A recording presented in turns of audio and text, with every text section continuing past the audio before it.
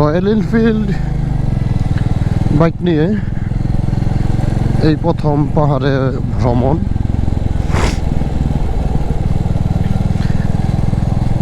এর আগে আর royal Enfield নিয়ে ট্যুরই করা হয় নাই, পাহাড়ে তো দূরেরই কথা।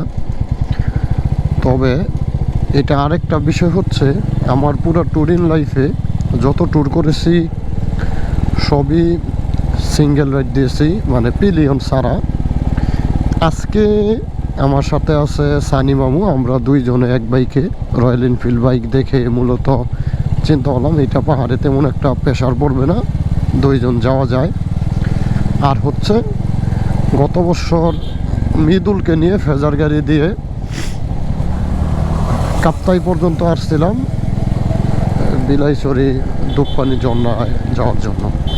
তো আমার এই পুরো ট্যুরিং লাইফে এই দুইটাই হচ্ছে পিলিয়ন সহ রাইড। তো আজকের রাইডটা অনুভূতি পুরাই অন্যরকম, কারণ রয়্যাল এনফিল্ড হওয়ার কারণে আবারও ক্লাসিকটা, আমি যে পিছনে যে আমার পিলিয়ন আছে মাঝে মধ্যে আমি এটা ভুলেই যাই, কারণ এটা আপহিল বা ডাউন হিলে কোনো রকমের কোনো মানে প্রেশারই অনুভব করি না যে আমার পিছনে কেউ আছে।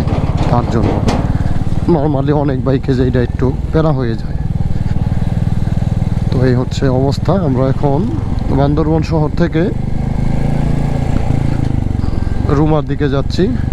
মূলত ওয়াই জংশন দিয়ে আমরা রুমা হয়ে বগা লেক হয়ে একদম চলে যাব কেওকারাডং। কেওকারাডংয়ে আমাদের ম্যাগবতী রিসোর্টে রুম বুকিং দেওয়া আছে। আমরা ইনশাআল্লাহ আজকে রাত্রি যাপন করব কেওকারাডংয়ে।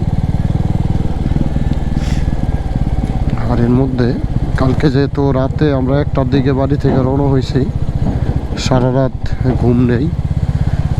এর মধ্যে আবার চোখে মনে হয় যে কোনো পোকা বা কিছু একটা ভারী লাগছে, একটা চোখে, ডান চোখে একদম পুরাই লাল হয়ে আছে আর জ্বলতেছে। এমনিতেই তো না ঘুমাইলে চোখ জ্বলে, তার উপর আবার হচ্ছে কি যেন ভারী লাগছে। তো এই হলো বর্তমান পরিস্থিতি আমার। এই কয়টা ব্রিজ এখনো আছে, বেলি ব্রিজ।